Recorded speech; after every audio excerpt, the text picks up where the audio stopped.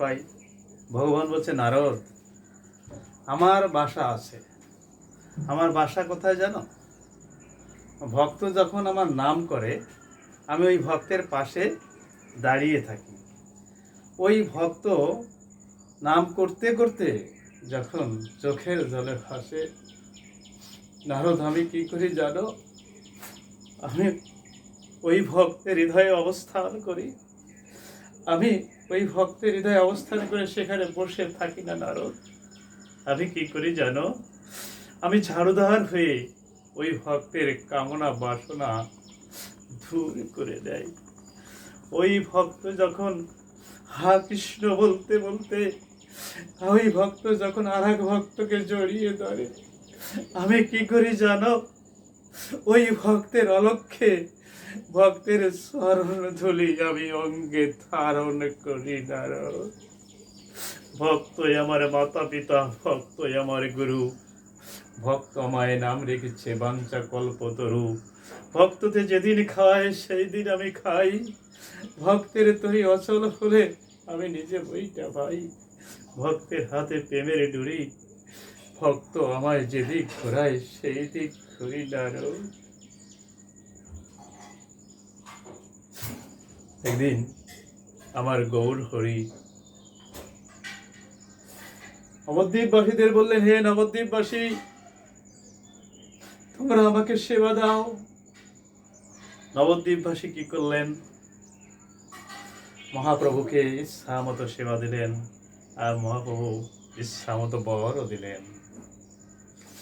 দূরে দাঁড়িয়ে হরিদাস গৌর হরিকে দর্শন করছে, আর নয়ন জলে ভেসে যাচ্ছে। অশ্রু আনন্দে হয়, আবার দুঃখেও হয়। তাই হরিদাস মহাপ্রভুর এই অপরূপ রূপ দর্শন করে আনন্দে চোখের জলে ভেসে যাচ্ছে। অন্তর্যামী আমার ভগবান গৌর হরি নিতাই চাঁদকে বললেন, নিতাই, দেখছো না আমার হরিদাস চোখের জলে ভেসে যাচ্ছে, আমার হরিদাসকে কাছে ডাকো। মহাপ্রভু নিজেই তো ডাকতে পারতেন, কিন্তু নিতাই চাঁদকে বললেন কেন? নিতাই তত্ত্ব কি? নিতাই তত্ত্ব হচ্ছে গুরু তত্ত্ব। আশ্রয় লইয়া ভজে তারে কৃষ্ণ নাহি তেজে, আর সব জীব মরে অকারণ। নিতাই আশ্রয়, আর বিষয় হলো আমার গৌর। রাধারানী আশ্রয়, বিষয় হলো আমার কৃষ্ণ। ধরো ধরো নিতাই চরণ ধরো। নিতাই চরণ যদি ধরতে পারো, নিতাই চাঁদ কাউকে ফেলে যাবে না। গুরু ভজন করতে হবে। তাই শাস্ত্র বলছে কি? পিতামাতা পাঠিয়ে দিলেন দীক্ষা গুরুর কাছে, দীক্ষা গুরু পাঠিয়ে দিলেন শিক্ষা গুরুর কাছে, শিক্ষা গুরু পাঠিয়ে দিলেন অদ্বৈত প্রভুর কাছে, অদ্বৈত প্রভু পাঠিয়ে দিলেন কার কাছে? শ্রীবাস ঠাকুরের কাছে। শ্রীবাস ঠাকুর পাঠিয়ে দিলেন গদাধরের কাছে, গদাধর পাঠিয়ে দিল নিত্যানন্দের কাছে, নিত্যানন্দ পাঠিয়ে দিল চৈতন্যদেবের কাছে, আর চৈতন্যদেব পাঠিয়ে দিল কার কাছে? গোপীগণের কাছে বৃন্দাবনে। আর গোপীগণ পাঠিয়ে দিল অষ্টকবির কাছে, অষ্টকবি পাঠিয়ে দিল রাধারানীর কাছে, রাধারানী পাঠিয়ে দিল ভগবান কৃষ্ণের কাছে। অর্থাৎ পিতামাতার অনুমতি নিয়ে আপনাকে দীক্ষাগুরু নিতে হবে। দীক্ষাগুরু দীক্ষা দিবেন, তারপরে পাঠিয়ে দিলেন কোথায়? শিক্ষাগুরুর কাছে।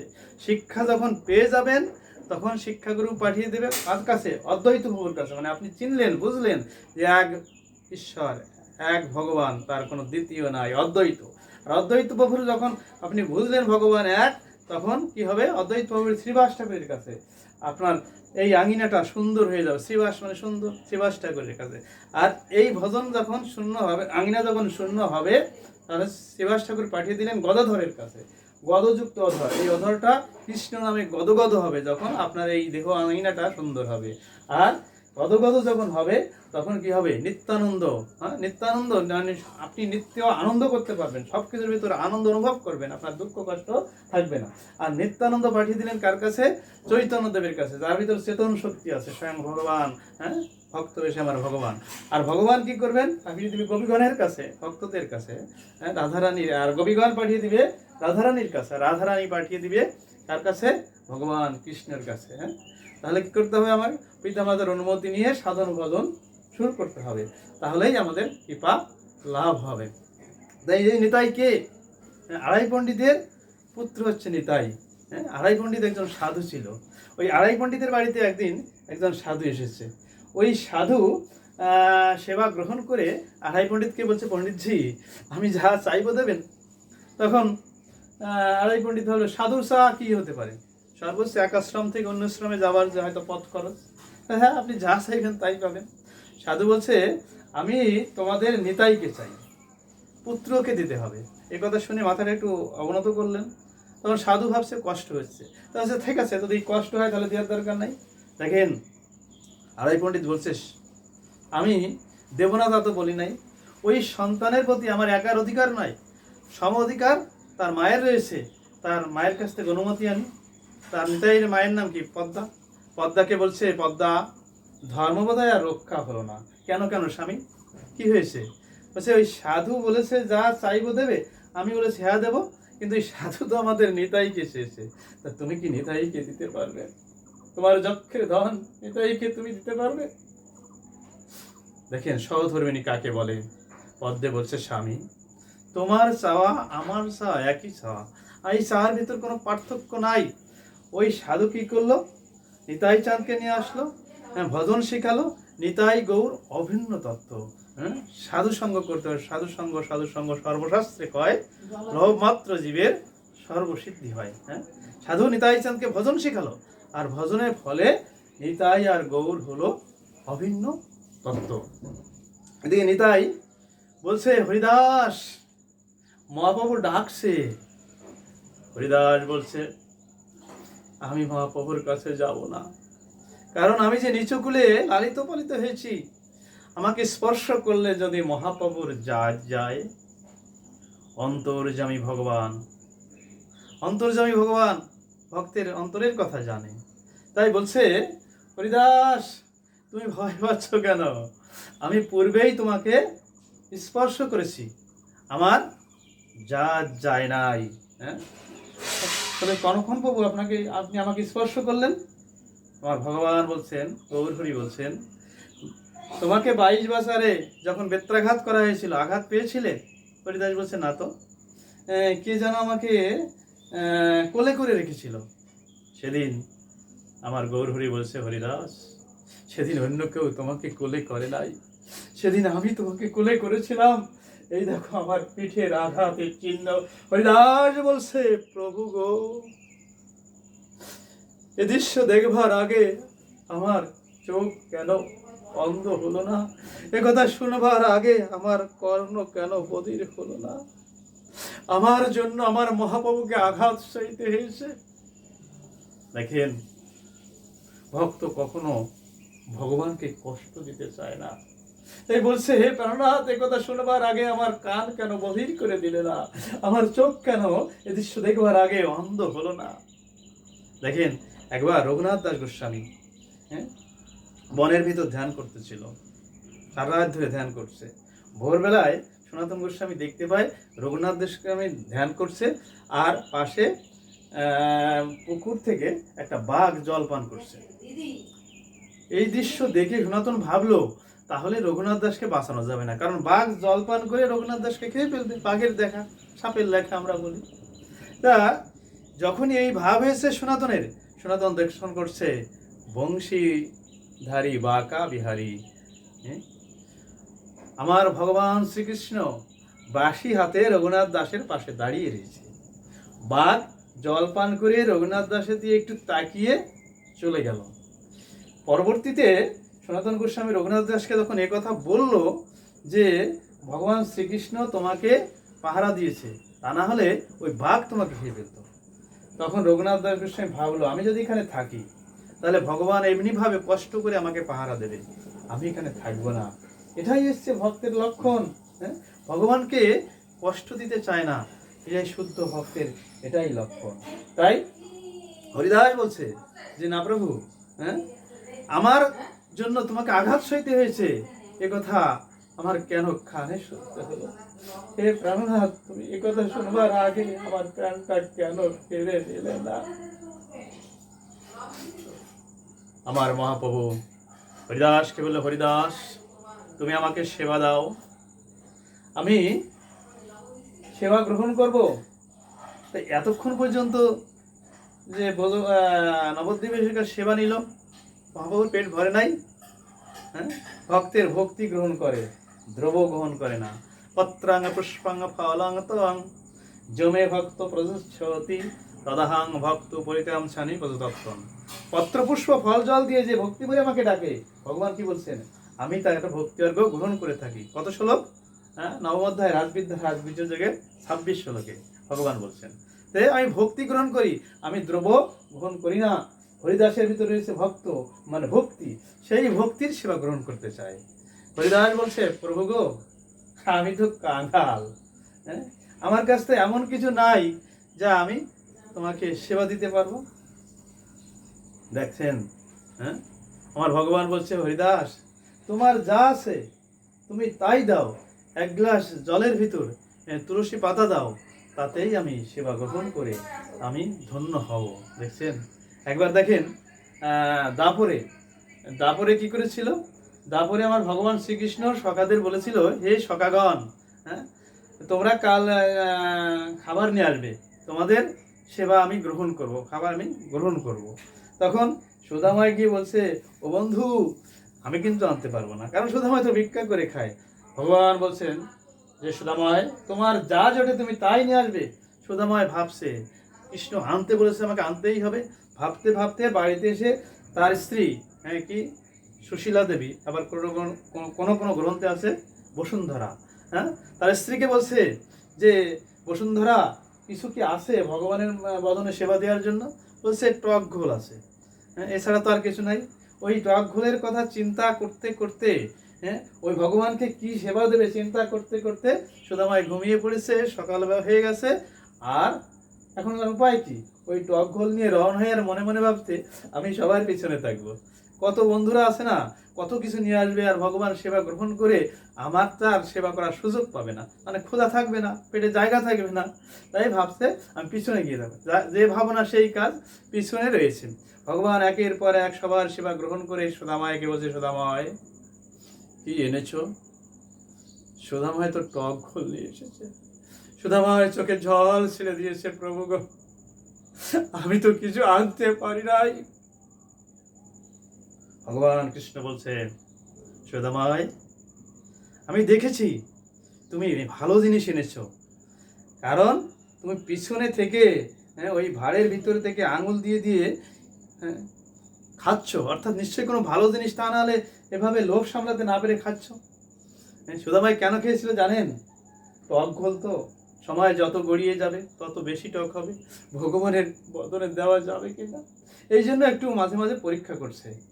সুদামাই বলছে, অন্তর্যামী তুমি সবই জানো, ভক্তকে তুমি কোন পরীক্ষায় ফেললে, আমি কেমন করে তোমার বদনে টক ঘোল দেব? দাও দাও, তাড়াতাড়ি দাও। সুদামায়ের কাছ থেকে ওই ভাড়টা নিয়ে ওই টক ঘোল সেবা করে বলছে, সুদামায়, হ্যাঁ, তোমারটাই সব থেকে ভালো হয়েছে। এদিকে এই কথা শুনে অন্য বালকেরা খেপে যাবে না? তারা তো কত ভালো ভালো দ্রব্য নিয়ে এসছে, আর সুদামায় ভিক্ষা করে কে আর আনতে পারে? অন্তর্যামী ভগবান তাই কি করলেন, ওই ঘোলটার কিছু অংশ খেয়ে বাকিটা আছাড় মারলেন, যাতে ওই বালকেরা আবার পরীক্ষা করতে না পারে কেমন জিনিস এনেছে। হ্যাঁ, কিন্তু ওরাও তো আর কম না, হ্যাঁ, কৃষ্ণের সখা, তাদের বুদ্ধি কি কম? তাই কি করেছে, যেখানে আছাড় মেরেছিল সেখান থেকে হাত দিয়ে একটু মুখে চিড়ে দেখছে, আর যখনই হাত দিয়ে চাটতে গিয়েছে সঙ্গে সঙ্গে আমার ভগবান যোগমায়াকে আহ্বান করেছে, যোগমায়া ওই টক ঘোলের স্বাদ ক্ষীরের স্বাদ করে দাও। হ্যাঁ, যোগমায়ায় ওই টক ঘোলের স্বাদ ক্ষীরের স্বাদ করে দিল। হ্যাঁ, তাই আমার ভগবান কি গ্রহণ করে, ভক্তের ভক্তি গ্রহণ করে। আর যখন ওই এক গ্লাস জল হরিদাস কি করেছে, হ্যাঁ, মহাপ্রভুকে দিয়েছে, মহাপ্রভু সেবা গ্রহণ করে খুব আনন্দিত হয়েছে, বলছে, হরিদাস আমি সেবা গ্রহণ করে খুব আনন্দ পেয়েছি, তা তুমি আমার কাছে কি চাও? হরিদাস বলছে, প্রভু গো, আমি কিছুই চাই না, কিছুই চাই না। বুঝলাম না, একটু আগে বললে তুমি কাঙাল, হ্যাঁ, আমি সেবা চাইলাম, তুমি বললে আমি কাঙ্গাল, কি দিয়ে সেবা দেবো, আর এখন বলছো যে তোমার কোনো অভাব নাই, বুঝলাম না তো। হরিদাস বলছে, প্রভু গো, কৃপা করে দুটি নয়ন দিয়েছ, যে নয়ন দিয়ে তোমাকে দর্শন করি, বদন দিয়েছ, যে বদন দিয়ে আমি হরিনাম করি, মেঘাচ্ছন্ন দিন কবু নহে দুর্দিন, হরি কথা বিনে সেই তো দুর্দিন, কৃষ্ণের সংসার করো ছাড়িয়া যেন চার, জীবে দয়া কৃষ্ণ নাম সর্বধর্ম সার। তুমি বদন দিয়েছো, যে বদন দিয়ে আমি কৃষ্ণ নাম করি, হ্যাঁ নয়ন দিয়েছো, যে নয়ন দিয়ে আমি তোমাকে দর্শন করি, ভক্ত দর্শন করি, আমার তো আর কিছু চাইবার নাই। দেখেন, সুদামাইকে ভগবান বলেছিল, সুদামাই তুমি টাকা নাও, গাড়ি নাও, বাড়ি নাও। সুদামাই বলেছিল, না বন্ধু, ওই টাকা চাই না, ওই গাড়ি চাই না। ওই যে টাকা, গাড়ি, বাড়ি ভগবান কৃষ্ণ নাম ভুলিয়ে দেবে, বিষয়ের সাথে সম্পৃক্ত হলে কি হয়, হ্যাঁ আমাদের কৃষ্ণ নাম থেকে আমরা দূরে সরে যাই। তাই শ্রীমদ্ ভগবদ গীতার সিদ্ধান্ত ৫ম অধ্যায় কর্ম সন্ন্যাস যোগ, কত শ্লোক, ২২ শ্লোক, যেহি সংস্পর্শ যা ভোগা দুঃখ জনায় এবতে আদন্ত বান্ত কুন্ত নাথ শ্রমতে বধ। আমাদের ইন্দ্রিয় সকল যখন বিষয়ের সাথে সম্পৃক্ত হয়, আমরা একটু আনন্দ অনুভব করি, সে আনন্দ ক্ষণস্থায়ী, সে আনন্দ দুঃখের জনই। জ্ঞানী ব্যক্তিরা এই ইন্দ্রিয় সুখে, বিষয় সুখে রমণ করে না। তারা কোন সুখে রমণ করে? হরিগুণকীর্তন করলে একটা সুখ হয়, তারা সেই সুখে রমণ করে। যজ্ঞবল্লভ ঋষির 2 স্ত্রী ছিল, একজনের নাম মৈত্রী দেবী আর একজনের নাম কাত্যায়নী দেবী। যজ্ঞবল্লভ ভাবলেন, আমি সম্পদ 2 স্ত্রীর মধ্যে ভাগ করে দেবো। কাত্যায়নীকে দিলেন অর্ধেক, খুব খুশি হলো, যেমন আমরা সম্পদে খুশি হই। কিন্তু মৈত্রী দেবীকে যখন বাকি অর্ধেক দিতে গেল, মৈত্রী বলেছিল, স্বামী গো, যে সম্পদের ভিতর কৃষ্ণ নাই, যে সম্পদের ভিতর ভগবান নাই, আমি ওই সম্পদ চাই না। ধন থাকিলে হয় না ধনী, কৃষ্ণ ধন যারা নাই হৃদয়। কেবা ধনী কেবা গরিব বোঝা বড় দায়, পার্থিব ধন টাকা করি, অর্থ সম্পদে বিষয়ে বাড়ি। যেতে হবে সকলে ছাড়ি লইয়া বিদায়, ওতরে সঙ্গে যাবে এই হরিনাম, অন্য ধন কি সঙ্গে যায়। কৃষ্ণ ধন যারা ভরা হৃদয়, সেই তো বড় ধনী হৃত নাই, তার সঙ্গে কি তুলনা হয় সারা বিশ্বময়। সে জানে নাচিতে নাচিতে ভব পরে যায়, মহানন্দে দিন কাটায়, হোক না সে রাজা উজির, শ্মশানে ঘাটে একই সাজা। দেখবে সেদিন কেমন মজা পড়ে হবে চাই, ও তোর দেখে শুনে জ্ঞান হলো না, অসীম রইল ঘোর মায়ায়। তাই জ্ঞানী ব্যক্তি ভগবানের কাছে এই পার্থিব ধন চায় না। হ্যাঁ, কুন্তী দেবী ভগবান কৃষ্ণ পিসিমাকে বলছে, পিসিমা আসি। তখন পিসিমা কুন্তী দেবী বলেছিল, কৃষ্ণ এতদিন আমাদের দুঃখ ছিল, তুমি আমাদের সাথে ছিলে, আজ সুখ হয়েছে তাই চলে যাচ্ছ কৃষ্ণ। ও কৃষ্ণ, ওই সুখ আমি চাই না, যে সুখ পেলে কৃষ্ণ তোমাকে হারাতে হবে, সেই সুখ যেন আমার জীবনে কখনো না আসে। আমি সুখ চাই না কৃষ্ণ। দেখেন, হ্যাঁ, মহাত্মা গান্ধী ভারতের প্রখ্যাত রাজনীতিবিদ প্রতিদিন প্রার্থনা করতেন, বিপদ নৈব বিপদ, সম্পদ নৈব সম্পদ, বিপদ বিশ্বায়ন কৃষ্ণ, সম্পদ নারায়ণের স্মৃতি। হে কৃষ্ণ, তুমি আমাকে বিপদের ভিতর রেখো, তুমি আমাকে সুখ দিও না। তুমি যদি সুখ দাও তাহলে আমি কৃষ্ণ তোমায় ভুলে যাব। দেখেন বাস্তবটা কত সত্য। আমরা যখন সুখে থাকি, আনন্দে থাকি, তখন ভগবানকে ভুলে যাই, আর যখন বিপদে পড়ি, ভগবান তুমি রক্ষা করো, ভগবান তুমি। তাই জ্ঞানী ব্যক্তি জানে তারা যে ভগবানকে হারাতে হবে যখন সুখ আসবে, তাই তারা ভগবানের কাছে কখনো সুখ প্রত্যাশা করে না। তাই বলছে যে এই পৃথিবীতে আসা কিসের জন্য আসা? ভগবানকে ভজন করার জন্য আসা, ভগবানের কাজ করার জন্য আসা। একদিন আমার গৌরহরি ছুটছে, হ্যাঁ, কোথা বজনাথ, কোথা বজনাথ, কে আমাকে বজনাথকে দেখাবে, তোমরা কেউ আমাকে বজনাথকে দেখাও, আমি একটু বজনাথকে দেখবো। তখন রায় রামানন্দ বলছে, মহাপ্রভু আমি আপনাকে বজনাথকে দেখাতে পারি। তা দেখো দেখো, দেখছো না আমি বজনাথকে দেখবার জন্য কত ব্যাকুল হয়ে পড়েছি। তখন রায় রামানন্দ কি করলেন, একটা দর্পণ এনে দিলেন মহাপ্রভুর কাছে। দর্পণটা নিয়েই মহাপ্রভু বলছে, কি ব্যাপার, তুমি জানো না আমি সন্ন্যাসী, সন্ন্যাসীদের দর্পণ দর্শন করতে নাই, হ্যাঁ, ভোগ বিলাসিতার প্রতীক। হ্যাঁ, তখন রামানন্দ বলছে যে আমি তো কোনো সন্ন্যাসীর হাতে দর্পণ দেয় নাই। আরে আমার হাতে দর্পণ দিয়ে আবার বলছো তুমি দর্পণ দাও নাই? হ্যাঁ, তখন রামানন্দ বলছে, ব্রজের কৃষ্ণ, হ্যাঁ, আর এই কলির শশীসুত কি গৌর একই। বাহ, আমি যে কৃষ্ণকে খুঁজছি আর তুমি আমাকে তাই বলি বানিয়ে দিলে। হ্যাঁ, রামানন্দর উপর মহাপ্রভু একটু রাগই করলেন। আবার ছুটছে ছুটছে, কোথাও বোঝনাথ, কোথাও বোঝনাথ, কে আমাকে বোঝনাথকে দেখাবে, তোমরা কেউ আমাকে বোঝনাথকে দেখাও। মহাপ্রভু ছুটছে। পুরীধামের এক পান্ডা বলছে, মহাপ্রভু আমি আপনাকে বোঝনাথকে দেখাতে পারি, দেখাও দেখাও, দেখছো না আমি কত বোঝনাথকে দেখবার জন্য কত ব্যাকুল হয়ে পড়েছি, দেখাও দেখাও। তখন বলছে যে আপনি তো বোঝনাথ, ব্যাপারটা কি? রামানন্দ বলল আমি ব্রজনাথ, আবার তুমি বলছো আমি ব্রজনাথ। সঙ্গে সঙ্গে কি করলেন, 10টা কর বক্ষে বসিয়ে দিলেন, দেখি আমি ব্রজনাথ, আমার ভিতর কি ব্রজনাথ কোথায় আছে? তখন ভক্তরা বলেছিল, মহাপ্রভু আপনি যদি এখানে আচরণ করেন তাহলে আমরা যে বড় কষ্ট পাবো। দেখেন আমার মহাপ্রভু জীবের দ্বারে দ্বারে কেঁদে কেঁদে তিনি হরিনাম প্রচার করেছিলেন। এই মানবে জনম কৃষ্ণ বলার জনম, এই মানবে জনম হরি বলার জনম, মানব জনম কাদার জনম। আমি তো একদিনও গৌর বলে কাঁদি নাই, আমি তো একদিনও কৃষ্ণ বলে কাঁদি নাই, আমার মতো অধমের জগতে আর নাই। আমার মহাপ্রভু তাই রামানন্দকে বলেছিল, রামানন্দ মানবিমানের কারণে আমি তো কখনো ভক্ত পরশ করি নাই, এসো এসো রামানন্দ, তোমার মতো ভক্ত পরশ করে আমি তাপিত প্রাণ শীতল করি। মান অভিমান থাকলে ভগবানের অহিতকে কে পাবে না। জানি না কখন জীবনে প্রদীপ নিভে যাবে, নিথার দেহ পড়ে হবে, তুলসী তলায় এসে বিছানা হবে, মহাযাত্রায় যেতে হবে, হরি বলে বলে ওই শ্মশানে ঘাটে নিয়ে যাবে। সেদিন যদি বলেন 5তলা বাড়ি আছে, 10খানা গাড়ি আছে, 20 কোটি টাকা ব্যাংক ব্যালেন্স আছে, আমাকে একটা ভালো জায়গা দেওয়া হোক, ওই 5তলা বাড়ি, 20 কোটি টাকা ব্যাংক ব্যালেন্স, ভালো জায়গা দেবে না।